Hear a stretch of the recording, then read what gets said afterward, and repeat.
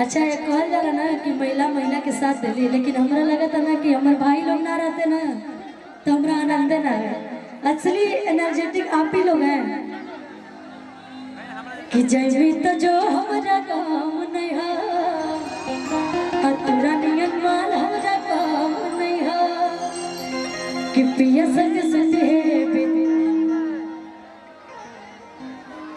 कि पिया संग सुते बितैये दिन राते हो बितैये दिन राते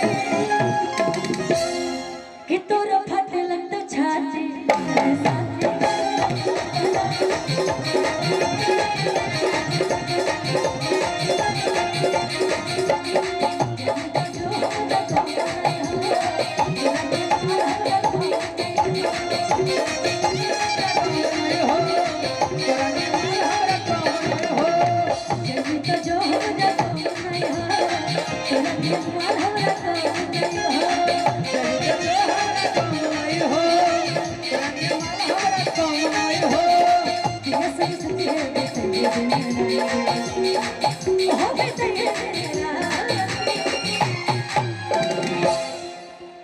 लड़किया के जब शादी होता है तो लड़का कहता कि पिया संग सुते बिते दिन रात ओ बिते दिन रात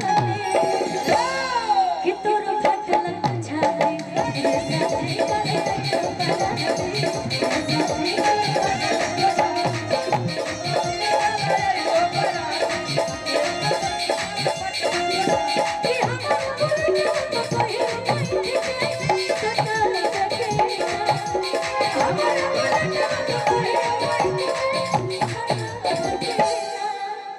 अच्छा क्या नाम है आपका? रिया। कहाँ की रहने वाली हो? आसनसोल के हो? चला कौन बात है तू सब आसनसोल से आए हो कि काला कतारा के लड़की काला जादू जाने रे सा। ये मैं आपको नहीं बोल रही हूँ, ये मेरा गीत आया हुआ है, वो मैं गाना गा रही हूँ, लेकिन कह दिया कि हमारा बुलेट में कोई बैठी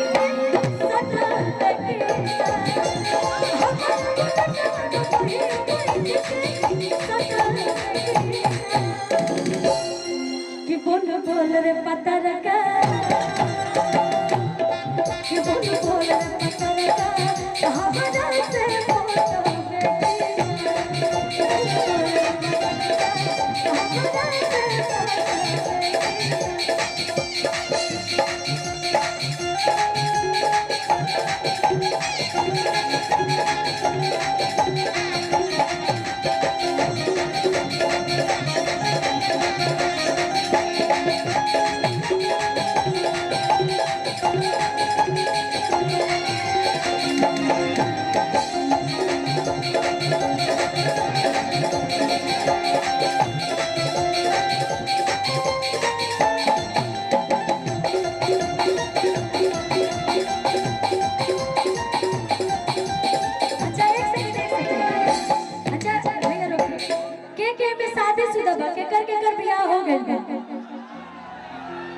किसका किसका शादी होगा?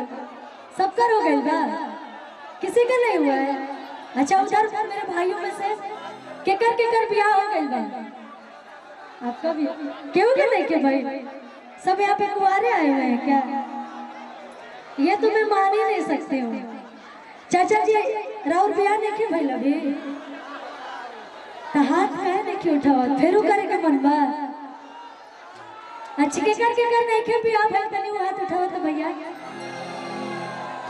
सब यहाँ पे कुंवारे आए हुए हैं। अच्छा इन तीनों में से कोई पसंद है आप लोगों को? कोई नहीं। अच्छा विक्रम भैया को तीनों पसंद है तो अब तो इन्हीं लोग से पूछना पड़ेगा। लेकिन अपने जो हमारे भाई हैं भाई आप लोग के लिए मैं बोल रही हूँ कि इस लगन में भाई कर लो। आप क्या ढूंढ रहे हो कि अभी तक शादी नहीं की? सभी लोग तो यहाँ पे इकट्ठे हैं, मैं देख रही हूँ यहाँ पे कोई बच्चा तो आया नहीं है, लेकिन जो है शादी लायक ना उन लोग के लिए बोलूँ। और अभी जाना भी बाटे। अच्छा ठीक है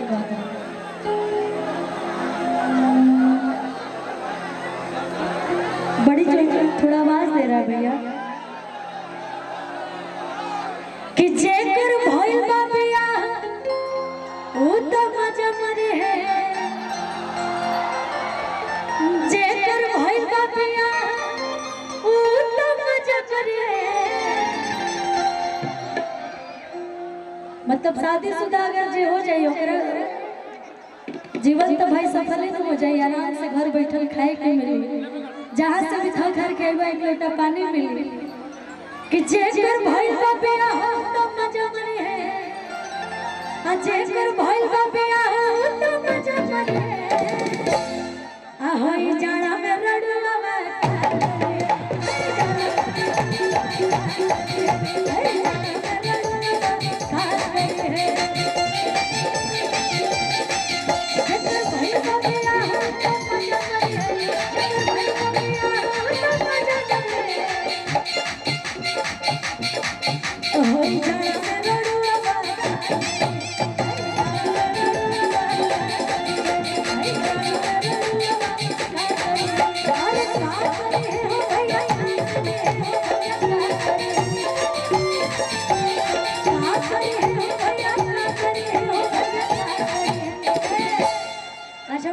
सहमत हो ना भाइयों, आप सब सहमत हैं ना? तो आइए थोड़ा नाच के हई जड़ा में रड़ुआ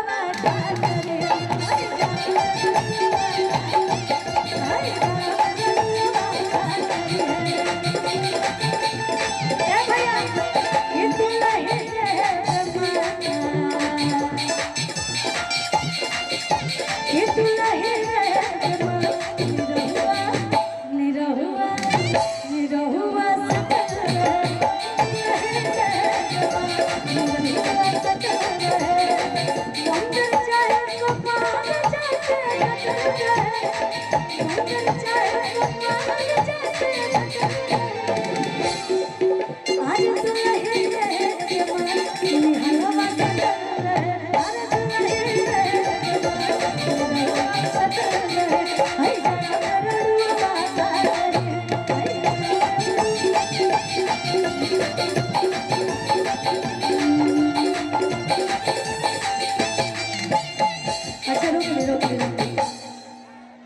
एक और गीत हमारे आशीष जी के साथ आई।